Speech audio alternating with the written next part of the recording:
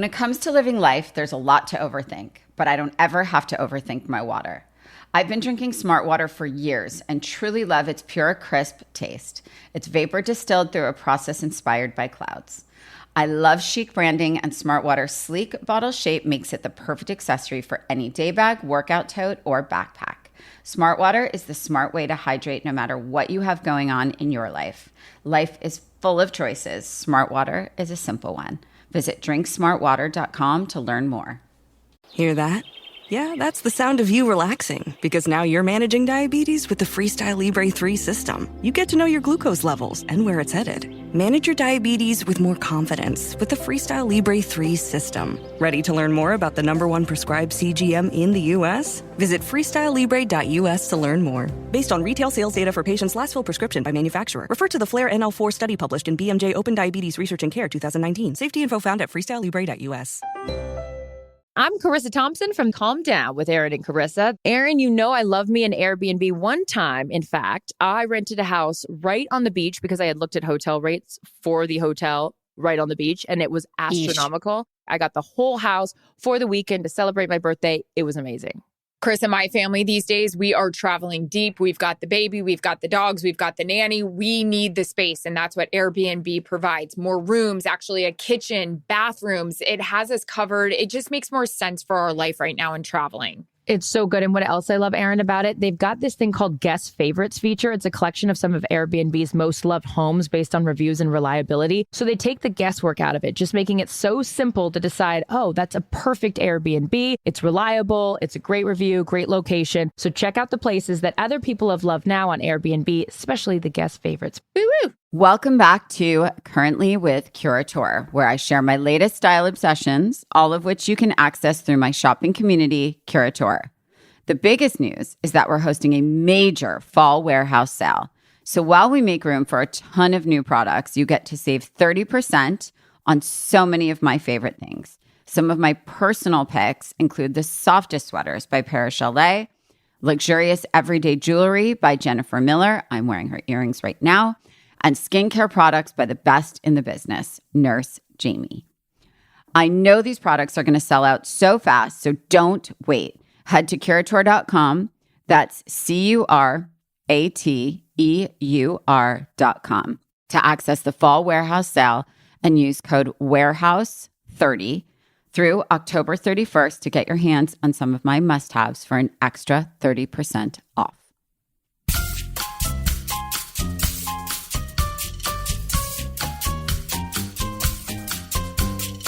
Hi, everyone. I'm Rachel Zoe, and you're listening to Climbing in Heels. This show is all about celebrating extraordinary superwomen who will be sharing their most incredible journeys to the top, all while staying glamorous. Today with me, we have a friend, a supermodel, supermom, and businesswoman, Miranda Kerr. She was the first ever Australian Victoria's Secret angel, and now she's created her own incredible organic skincare line called KORA Organics. I am a super fan of her and KORA. I am so excited to speak with Miranda about her childhood, her rise to fame, her skincare line, and so much more. So let's get started. Working mom life. Oh my God, I'm so happy to see you. I'm going to see you a lot. So Climbing in Heels, I actually started this podcast because I have so many incredible women in my life, as do you. And we are surrounded by just the most badass women that are doing kind of like everything. I find it, I always get asked, like, how do you balance it? How do you balance it? You make it look so easy. And, and I know nothing about this is easy. Nothing about this is easy. Nothing about this is effortless. So, I've known you for so many years, but the best thing about doing this podcast for me is I get to talk to so many people that I know so well for so long. But I think when you meet people in your adult life, you actually don't know this sort of before, right? And you don't know all the amazing things that brought them to where they are now. And it's like, I know you as, oh my God, Miranda Kerr, she's this, she's that, she's an amazing person, super mom, supermodel, all the things. But like, I think it's important to kind of share with our listeners how it happened. And also, I think it's very important sort of to know what you were like as a kid, because you started working at 13. I wanted to work at 13. If my parents had said, okay, you don't have to do school anymore, you can just start your life, I definitely would have done that for sure. Oh, but I had to, my parents made sure that I graduated school. Oh, so yeah. Like, the modeling, I won this modeling competition when I was 13 because a friend of mine entered myself and her in this competition. And at the time, I was being raised in this little country town in Australia. And literally there's like 10,000 people in the town. And I grew up like riding horses and motorbikes and climbing trees and just being quite a tomboy. Mm-hmm. I can't. The fact that you ride motorbikes, the only reference I have is Halloween last year. Oh, yeah, that's right. Oh, yeah, that's right. But that somehow that look actually looked natural on you. It looked like you could totally like jump on a bike or go to outer space or something. Yeah, my dad actually used to kind of race motorbikes competitively, and my brother was never really into it. So I became like, my dad kind of taught me how to ride bikes, but it was always dirt bikes. Like, obviously, I'm not really riding motorbikes on the road. No. Just dirt bikes on the farm. But also as a child, I was a gymnast. Growing up in this small little country town, I wanted to do ballet, but that wasn't available. But they did have a really great gymnastics center in this little town I grew up called Gunnedah. And I remember like wanting to compete. I was like, I want to go to the Olympics for gymnastics. That was like my goal as like a little girl. Oh my God.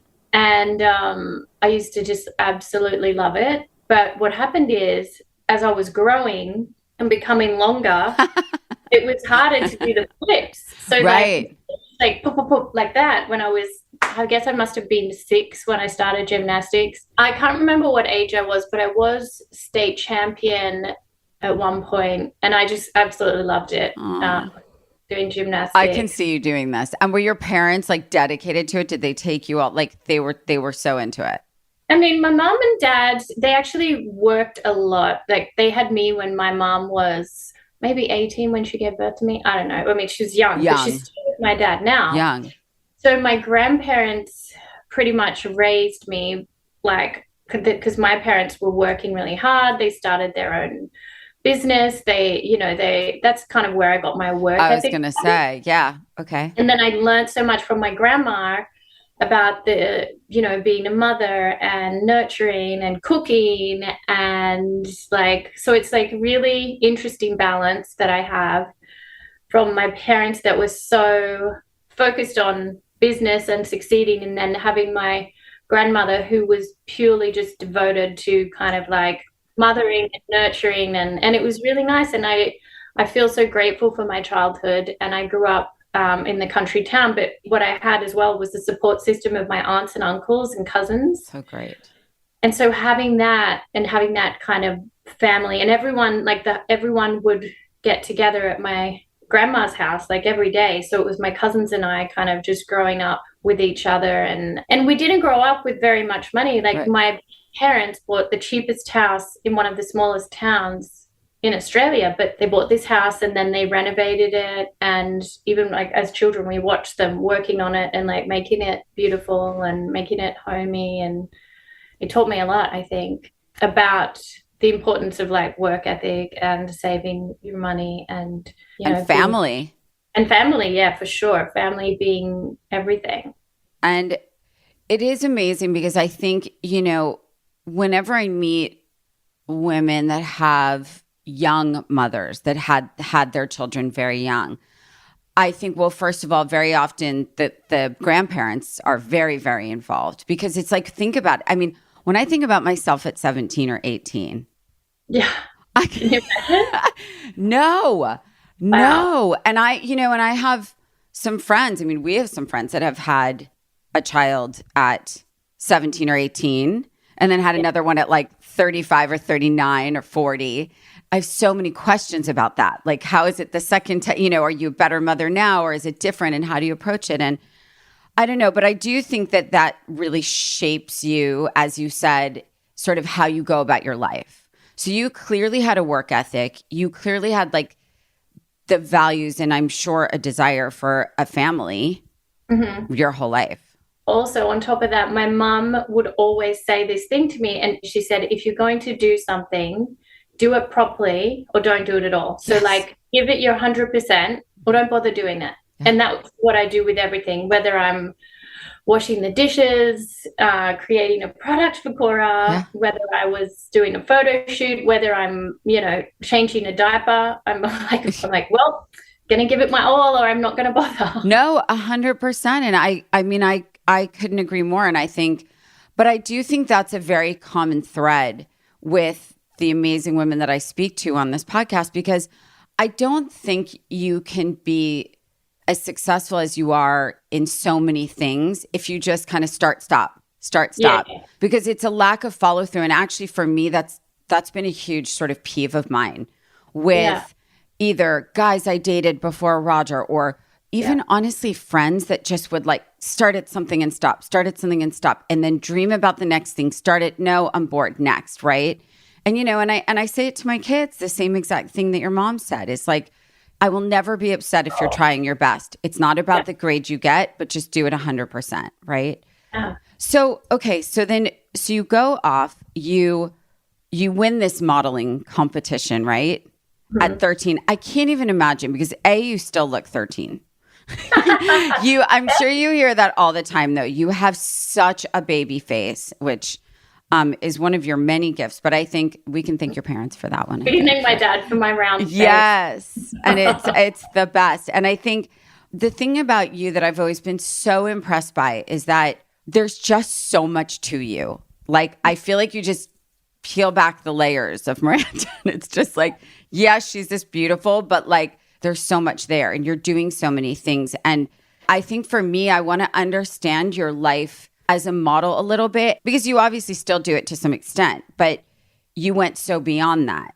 Well, I never expected modeling to last as long as it did. I saw it as like a short-lived opportunity to travel the world and meet creative people and save a bit of money. Yeah, I was like, of course. And I remember saying to my dad, like, I was like, Dad, I don't even know if I want to be doing this. Like, this is not like my passion. Right. And I knew that health and wellness was my passion because at a young age, my mum was diagnosed with cancer in her spleen. And so as a family, we really got deep into health and wellness. And we realized that there were so many products that we were using at home that contained unnecessary chemicals, like everything that you put on your skin is going straight into your bloodstream. What products we were using on our hair, obviously like fragrance as well, along with like the cleaning products at home, obviously what you're eating. But we had to look at our whole like kind of life from a 360 perspective. And it was at that point that I got really passionate about health and wellness. And it actually was quite a blessing because that's what was my anchor throughout my crazy travels as a model, kind of going back to that 360-degree approach on health and wellness.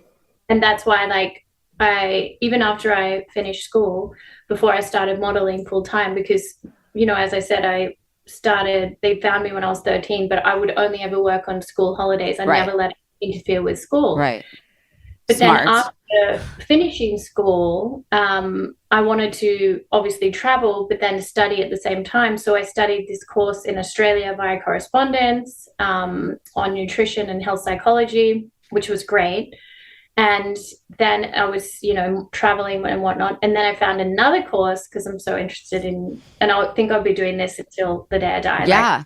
Because there's just so much information all the time about this. Yes. And it's constantly evolving. Yeah. So I became a certified health coach in 2010. I studied through integrative nutrition. And that was also a course via correspondence, which was really great because I was on the road traveling. And then recently I just took another course that Stanford was offering through KORA on health. And I just really find that at the end of the day, I truly believe that health is wealth. And if we can take care of ourselves and also have a balance, that's really important for us mentally and physically and spiritually. And if we can take care of ourselves and give back to ourselves and nourish ourselves, then we can give so much more and be like the full potential that we're meant to be. I feel like deeply that, you know, everyone has their purpose, and it's about really finding that and fulfilling that purpose. And you can do that to the best of your ability when you take care of yourself. You know, I think that's important to talk about because I know, I mean, I'm 100% guilty of it. And I don't do self-care. There's some kind of like guilt about it or some kind of I'm last kind of feeling. And I think it's not on purpose. It's just what I do. And I think I've always done. And before I had my kids, my job was first, right? And then it was like all of a sudden I'd be going 3 months without a day off or whatever, right? And listen, I got very sick, you know, and I think it wasn't until that point where I was like, okay, snap out of it, get it together, because your body's telling you, you know, this isn't okay. And I think when I look at you, it's sort of like you do work your ass off. You are this hands-on mom and you have a huge business and at businesses and books and all these things. But I think it's important how you're saying, I think instinctually women feel guilty when they put themselves first, right? Especially mothers, I think. Oh, yeah. I mean, I still struggle with it. Like, I wake up at 5 a.m. so I can make sure I do those things for myself to fill my cup before I fill the other kid's cup. So that's why. And then I'm like, I book my meetings and everything around like dropping them to school. And you always feel like you can give more as a parent. And of course we can, but I also think there's also value in your children understanding that work is a natural part of life. And that's like, I learned my work ethic from my parents. And if my mom was a, you know, stay-at-home mom, maybe I wouldn't have learned that like to the extent that I have. And I do think it's a balance, but I have a lot more balance than what my mother had, that's for sure. But she didn't really have a choice. Right, of course. You know, you said you were a tomboy growing up, which is so funny. And then you had your first son, and then you had a second son, and you had a third son. Then I have a third son. A third son.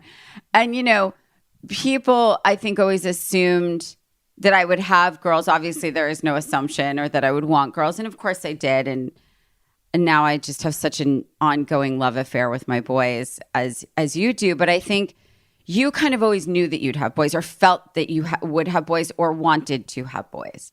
Obviously, you want whatever's healthy. But in your, I do remember you saying to me, I knew I'd be a boy mom, which is so interesting. When it comes to living life, there's a lot to overthink. Like most working moms, I am constantly juggling my work and my family life, and sometimes all that decision making is truly exhausting.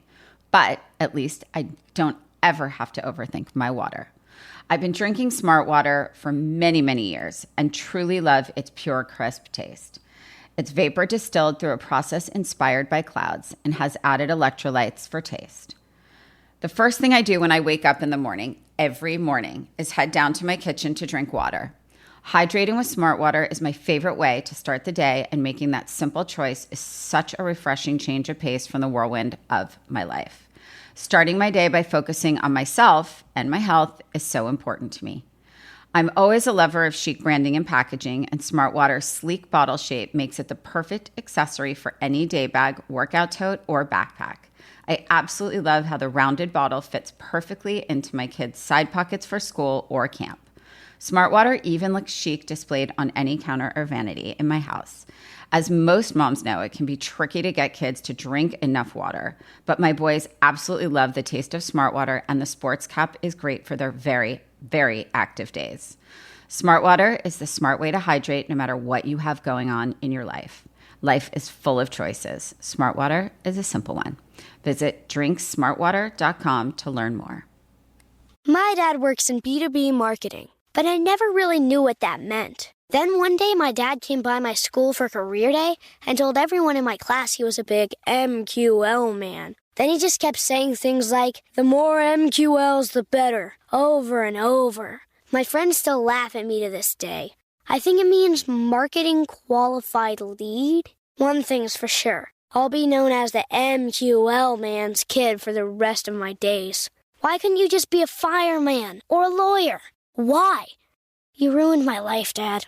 Not everyone gets B2B, but LinkedIn has the people who do. And with ads on LinkedIn, you'll be able to reach people based on job title, industry, likelihood to buy, and more. Start converting your B2B audience into high-quality leads today. We'll even give you a $100 credit on your next ad campaign. Go to linkedin.com/customer to claim your credit. That's linkedin.com/customer. Terms and conditions apply. LinkedIn, the place to be, to be. AI might be the most important new computer technology ever. It's storming every industry, and literally billions of dollars are being invested. So, buckle up. The problem is that AI needs a lot of speed and processing power. So how do you compete without costs spiraling out of control? It's time to upgrade to the next generation of the cloud, Oracle Cloud Infrastructure, or OCI. OCI is a single platform for your infrastructure, database, application development, and AI needs. OCI has 4 to 8 times the bandwidth of other clouds, offers one consistent price instead of variable regional pricing, and of course, nobody does data better than Oracle. So now you can train your AI models at twice the speed and less than half the cost of other clouds. If you want to do more and spend less, like Uber, 8x8, and Databricks Mosaic, take a free test drive of OCI at oracle.com/strategic. That's oracle.com/strategic. oracle.com/strategic. Now, a word from our sponsor, Genesis. I'm sure my friends at this point are like, okay, Rachel, we get it. You love your car. You're really excited. But seriously, I cannot stop talking about Genesis and their all-new G90 luxury sedan. It is the flagship vehicle of the Genesis line. And honestly, I can't actually explain to you how much I love this car. This car is more than a car. It's actually a vehicle that actually has a mood curator. How many of us actually need to curate our moods? I actually know that in my family alone, everybody's in a different mood all the time. I'm always in the same mood, but Roger's pretty moody. Not to get confused with my curator, but inside the car, you get 4 different settings, which actually engage your senses by automatically setting like the music, your lighting, and actually the fragrance inside the cabin of the car. So it honestly feels like a spa every time you get in. And sometimes I actually just want to get in, close the door, and hide. Some days I'll just put on my mood lighting and go for a long, beautiful drive in LA. And with the touch of a button, the easy closed door make getting in the car so easy. Plus, it has standard front row power massage seats, available rear power seats with massage function. My kids actually don't want to get out of the car, which is actually a little challenging because they need to go to school.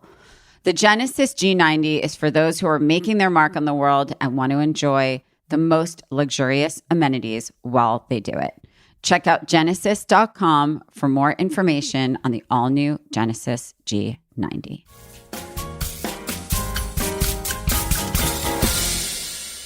It's kind of bizarre because when I was a little girl, I would be like, I remember saying to myself, like, oh, I'm going to have a child when I'm 27. I'm going to have a child when I'm 27. It's weird that I would think that, like, how would I know? And I actually had Flynn when I was 27. But what was bizarre, on my 27th birthday, I was talking to my friend and saying, how weird. Like, ever since I was little, had this weird thing in my mind that I would have my first child when I was 27. And now I'm 27. And look, I mean, I don't really know if I'm really, I'm not really sure because that's not happening right now. And then I found out 2 weeks later I was pregnant. Stop. Like, and then I always, in my heart, was like, I'm going to have 3 boys.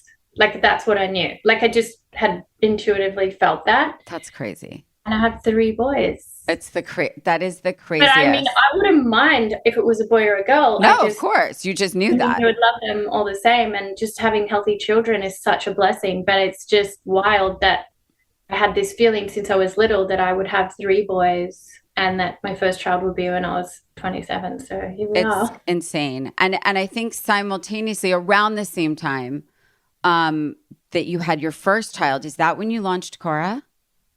Yeah, so I launched KORA before I had Flynn. So 2006 was my concept and my idea to launch certified organic skincare.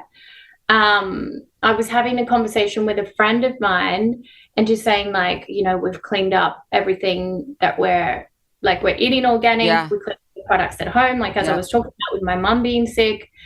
And I haven't been able to find anything that was actually certified organic in the skincare space. And she introduced me to a chemist that was making certified organic essential oils. And then she put me in touch with her chemist, and we started this conversation. And I said, do you think it would be possible to create powerful, results-driven products that are certified organic? And they were like, yeah, of course. And I'm like, well, why isn't anyone really doing it? Yeah. And she said, well, it's quite a lot, like it's a big commitment. Yeah. And there's no real cutting corners when you're actually certified organic, because everything that you do is underneath EcoCert Cosmos, which is a strict world certification. But I didn't want it to be any other way, especially when I was reading and learning all about this stuff, that there were hidden ingredients in products. And I was like, I just want it to be the most pure and the most potent that it can be. And then she was like, let's create some samples. And so I launched in Australia in 2009, and then I had Flynn in 2011. But what's interesting is at first it was like a passion project, for me, having KORA Organics. And then it wasn't until 2017 that I decided to kind of step back away more from modeling and focus on KORA, because it was Evan that had said to me, he's like, well, why are you running around like doing all this stuff for everyone else when you have your own business with an amazing product? And I said, yeah, I do. But at the same time, everything else that I'm doing is paying me and affording me the luxury to have my own business. Yeah. Because I'm investing all that money that I'm making into my own business, and spoken like a true entrepreneur. Yes. And still to this day, I haven't taken a cent out of KORA. I put all the money back in, and I own 95% of the company. Oh my God. And it's really I put my whole heart and soul into creating these products that are clinically active and healthy for you and give you the results you need. So it's really unbelievable, because it's funny. I was right before we got on, I was thinking, when did she start KORA? It's weird because I remembered my first KORA products, right? It was just a few. It was maybe like 3 or 5 products maybe. And I loved it. I actually loved it immediately. And it was right when I had Sky in like 2011-ish, I remember. And I only wanted to use clean, right? And it's so funny because I remember when I got pregnant and I said, wow, this is like a detox for me being pregnant, because until I was pregnant, I didn't think about myself. Like sort of what am I putting on my body? What am I putting in my body? Yeah. And then all of a sudden I became maniacal about, oh, no. Nothing with a chemical is coming near me. Nothing. I won't drink diet soda. I won't have aspartame. And by the way, I've never gone back. I've stayed that way, never gone back. But I remember loving the products, and I remember going, thank God she's doing this. And same thing as you. I was like, why isn't anyone else doing this? This is so weird. And it's very expensive. It is very expensive. And I do think that, listen, the same thing applies to what we eat, right? Organic food is so much more. But in all fairness, the process of keeping things organic is very expensive and very meticulous and very hard. And again, Miranda's in no way paying me or asking me to be an advocate for KORA. I just want to make that clear that it's so good. And I just started using all the bath products that are so good. Yeah. It is extraordinary. It's actually incredible, every last product, and it works. I can't say you're going to look like Miranda after, but I must say though, my skin has improved after all these years. My skin looks better now than what it did. It's insane, and I cannot believe how much you've done with it. Because I've seen it. It's funny. I'm like, when did it start? But wait a minute. Now it's just like exploding, and I feel like there's just so many incredible products. And I think for me, I want to know sort of, I mean, you obviously always wanted to work. You obviously have an incredible work ethic. But like, when you were younger, were you like, I'm going to be in business, I'm going to be a dancer, I'm going to be a gymnast? Or was there just like, do you take your life as it comes, or do you really plan it? Because you just said that you have color-coded schedules, which is amazing, by the way. Well, now having children, I have to plan as much as I can. It's true. But before that, I just really was like living my life, taking the opportunity to travel and meet interesting people. Really, I was absorbing a lot, like from meeting different CEOs that I would work with when I was, being an ambassador for their brands, to them about how they built their business. Learning so much from everyone that I was meeting and being exposed as well to so many incredibly creative people, talented people in the industry. It was quite a big learning lesson, not to mention the different products that were applied to my skin to give me the ground knowledge of what. So now when I work with our chemists, who I feel so blessed to work with, some of the best chemists in the world, when we go back and forth with the products, I like test and try everything on my skin, because I've had so much experience in the industry knowing what works really well underneath makeup, like what absorbs into your skin and how it like melts and how it looks under makeup and how it gives you a skin that glow. It was just incredible to actually create these products with the chemists who specialize in this, but then with my background in the industry, it was like really a great combination from my experience and obviously their knowledge of the science and how it all can be formulated in a way that's so effective. It's just been incredible to create. Like, we were the first people to create the first certified organic vitamin C serum in the world.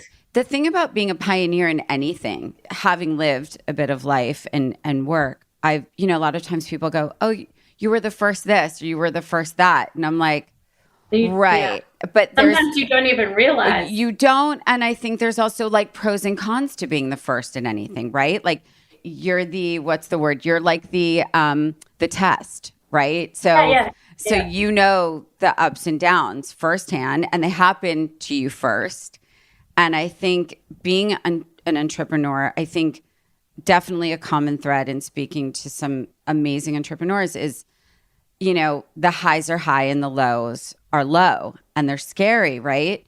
To you, what's the most important things that help you kind of be such a successful entrepreneur? Well, I really feel like there are a few things. Definitely like balancing my life as much as I can, which is just like a daily kind of struggle. Yeah, of course. But trying to make sure that I stay on top of things like, trying to get as much sleep and then make plans, but then have flexibility around those plans. I say to my team that it's important for us to be like a willow tree. And what's ironic is I used to climb a willow tree as a kid. Of course. But in the storm, the willow tree, it's the one that goes like kind of with the storm. It doesn't, like the oak tree is so rigid in its thinking that it breaks.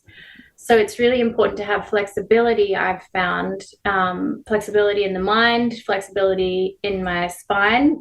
Goes back to a tool that's helped me so much is yoga. Even like this morning with the kids, and I had them both, I was getting heart ready for school, and then Miles has an ear infection. So I just had them both together in the playroom, and I was like, you know what? I actually just need like 5 minutes of like a yoga little stretch. So they were playing, and I knew we were running late on time, but at the same time I was like, I just need to like move through this, because Miles was up, a little bit at night. I didn't get much sleep. I knew I have a back-to-back day.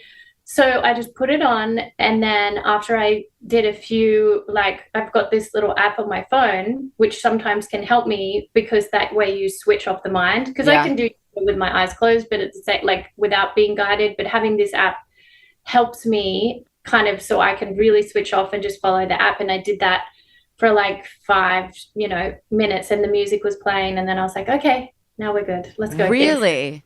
Yeah, that's incredible. It's like a forced like timeout, right? Yeah, I just like close the door. They're in their room, and I'm in the room with them, and they're playing, and I'm like have the yoga on, and I just kind of close my eyes and focus in there, do my like upward dog, downward dog, And then I just felt better. And sometimes we think, oh, we don't have time for this and whatnot. But for me, when I actually do that, I feel like I'm a better mom. And I often will say to the kids, Mommy's just going to do this for 5 minutes. And then, Mommy's going to feel like much happier. And you're a better mommy if you just let Mommy do this for 5 minutes. And, okay. And then they just play with their toys, whatever. That's incredible. So, yeah, having that flexibility, the flexible mind, flexible spine, and also having that attitude of gratitude. Like, we all have tough days. Being human it's inevitable to have many challenges along the way, but that's what makes us so much more, and that's what encourages growth. The challenging times really bring about and like kind of break through parts of ourselves and bring it to light. So it's if we can surrender and have gratitude for the positives and the negatives and realize that they're all learning lessons, and and just trying to take it day by day, but kind of having a plan, so to speak. And I put everything in the calendar, and the reason I do that, and I try not to look at, like, I'll do like once a week, I'll set out the calendar for the week, and then I try not to look at it until the night before. Me too. So that otherwise helps I get me. too overwhelmed. Yep. Yeah. So then I'm like, okay, well, tomorrow it's just this. Yep. And then you take it day by day and you enjoy it, but you have that plan for the week that you don't. And then, as I said, you have to have flexibility within those plans. Things don't always happen the way that you want them to or expect them to. Yep. I mean, honestly, that's such good learnings, I think, all around, because I think flexibility is something that we don't instinctually have. And I think actually quite the opposite when you're a working parent, because you're just like, this has to happen this time, this has to happen this time, this has to. And I have friends that get very frazzled when that changes. And the whole, it's like an earthquake happens, And I have found, to your point, that looking at my life the night before is so helpful, and not in the week and not in the month, because then all of a sudden you feel like a tsunami's going over your head. Like, oh my God, no. Which is why it's like important to spend like to have the planning, like have the moment where you plan for that week, you plan for that, sometimes I plan for 2 weeks or I plan for the month, depending on how much time I have that week.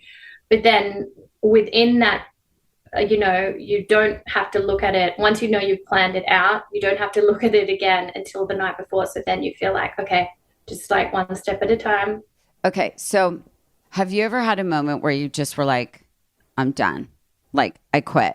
Like, either with modeling or just your entrepreneurial life, doing a million and one have you ever just gone, you know what? This week has sucked. Like, or that, like, have you ever gotten to a point where you're like, okay, no, I need to just stop right now because I can't do this anymore. I'm over it. I've had enough. Like, I don't want to say fails, because life isn't fail, because I do think everything you walk away stronger. But have you ever had that feeling about in any part of your career? I've definitely felt sometimes, especially with my business, it does take a lot, because I put my whole heart into creating these products, and I do it with, like how my mum said, 1,000%.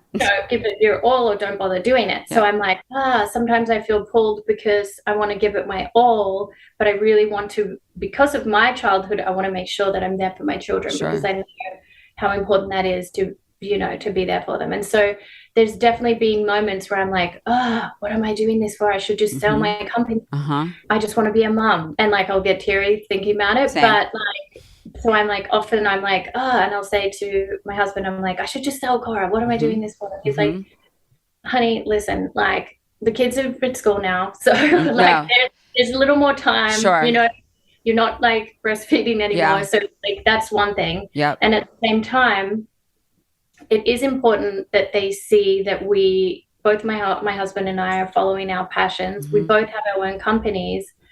And I'm doing something that I feel is giving back to people. It's helping people in a healthy way, get the results that they need for their skin. And I feel like not only that, like, there's a whole mind, body, spirit thing with KORA, which is kind of like clinically active, results-driven, certified organic skincare. But at the same time, the products, I hope, will inspire positivity and really help people feel uplifted when they're using the products, because like after you've cleansing your makeup at the end of the day, you're like having a peacemaking process and like cleansing your spirit and cleansing your skin. It's those little rituals that I try to encourage with every single product, and every little product has its story like that. You know that I'm changing my whole life when I hang up with you. I'm literally changing my whole life. I need to start doing yoga. I'm using her products hoping it's going to like morph me into Miranda. But okay, my last question for you, because I could talk to you all day, but my last question, what's the dream for you? Meaning you're already living it clearly in so many ways, but like, it's weird. I don't have a hard time answering it, and sometimes I do. It's a simple question, but also sort of complicated. Well, I would love to hand KORA Organics down to my 3 boys, kind of like I think Estee Lauder handed her company down to her boys. 100%. You know, my dream is that KORA Organics does become a household name, to give people these healthy options that really provide them with these powerful products that are super effective. I just feel like these products have like an energy of their own, and I'm like a vessel that like it's you are a vessel. You are a vessel. when I was pregnant with my kids, Roger's like, you're like a vessel. You're a vessel. Yeah. What about KORA wellness spas? That would be amazing. Because I'm seeing that. I'm really seeing that. I'm seeing like traveling to some exotic place and going to a KORA wellness spa, or just in LA. I mean, that would be a dream, but that's the thing. It requires so much. I'm creating your dream. Yeah, it does. It's just like I've built this company from my own like blood, sweat, and tears, and I've tried to maintain that because I don't want anyone to come in and dilute my vision or I hear passion. You. And so the wellness spas sound great, but that's like a lot of extra money that I have to get. So I have to like grow the company, and then hopefully from the returns from that, I could do a spa one day. Or everybody, Miranda speaking real life, real time entrepreneurial challenges, because these are the things. You can't just go and open a spa. It's a whole other thing. But I love you. I adore you. I love that you live what you preach. You believe in it. You look it and you speak it. And for me, I mean, doing Climbing in Heels is really about highlighting incredible women that have had different journeys to the top. And I mean, you know, you're at the top in so many ways, but I think also have really been a pioneer in an industry that's really, it's so saturated now, but I think that you started with a mission that was like no one else's, and just keep succeeding at it. So first, thank you for doing that, A, and B, I think so many people want to follow that. And I think that's a great thing too, because what do they say? Imitation is best form of flattery, right? Yeah. All right. I love you. Have the most beautiful day, and kiss those babies for me. I will. And say hi to Evan. I will. Bye. Bye, Angel.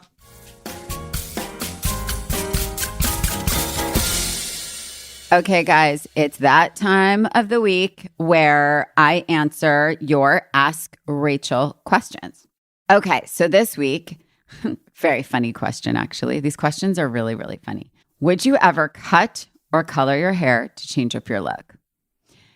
And the answer is probably not. I'm contemplating bangs, and, you know, I think that's about as adventurous as I get. My hair tends to get longer rather than shorter. Maybe I'll cut a layer here and there. Maybe I'll cut bangs. That would be very drastic. I've done that a handful of times over the last several years, because it is a pretty drastic change when I do like a long bang. But honestly, I would say it's the thing I'm least adventurous about, and I own that. I'm not proud of it. But my hair really is a security blanket for me, and it's something that I really hide behind when I can't deal with anything. And I had a bob once when I was 13, and I think it traumatized me for life, and I never did it again. So I think for now, I'm sticking to blonde never-ending, long, unruly hair. Okay, who is my fashion muse? I have several fashion muses, from several decades, honestly. Predominantly, I would say that Brigitte Bardot or Jane Birkin, I would say they're probably my biggest fashion muses when I think about them.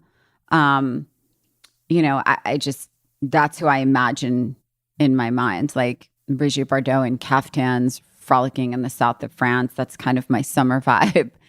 And then I think, hats, black kind of like, tuxedo jackets and big blonde hair and smoky eyeliner. And, I think that's just subconsciously my vibe, Okay, so don't forget to submit your questions for next week's episode. Ask me anything. Don't be shy. All you have to do is DM us your questions to @ClimbingInHeelsPod on Instagram, and I might just answer your question. What an incredible conversation. The hardest thing for me about doing a podcast is that, most of the time you guys can't see the person that I'm talking to. And Miranda is like beyond strikingly beautiful. She is the kindest. She is the sweetest, hardest working, hands-on mom. And, I started saying the term superwoman probably about 10 years ago when I found that I was just surrounded by just so many badass women that were doing so many things. But I think when I talk to someone that I know personally and just start to learn a lot about how they grew up, and I think it's very clear that Miranda took her work ethic from her parents, the importance of being a hands-on mother, all while building a company. I think we'll learn as we listen to these women that being an entrepreneur is really great when it's great and really bad when it's bad. Highs are high and lows are low. And I just love learning even more about Miranda and, what she dreams to do in the future, how much KORA means to her on a personal level, on a wellness level, how much she believes in it, but how much she really lives her passion. And I think one of the things that I hope to really teach women that are listening to this podcast and men, that building your own career and your business around your passion is incredible because you care so deeply about it. And, you really treat it like a child. You love it so much. You put your blood, sweat, and tears to it. And that really never ends. Even if you exit and you sell the business, you still will love it, care about it, and nurture it, honestly, for life, and feel the pains of it for life. I learned a lot from Miranda. I hope you did too. Thank you so much for listening to Climbing in Heels. And please don't forget to write a review wherever you get your podcast because, I read each one and I love to hear it. And it keeps me wanting to do this over and over. So while you're at it, follow me at Rachel Zoe and at Climbing in Heels on Instagram for more updates on upcoming guests, episodes, and of course, all things Curator.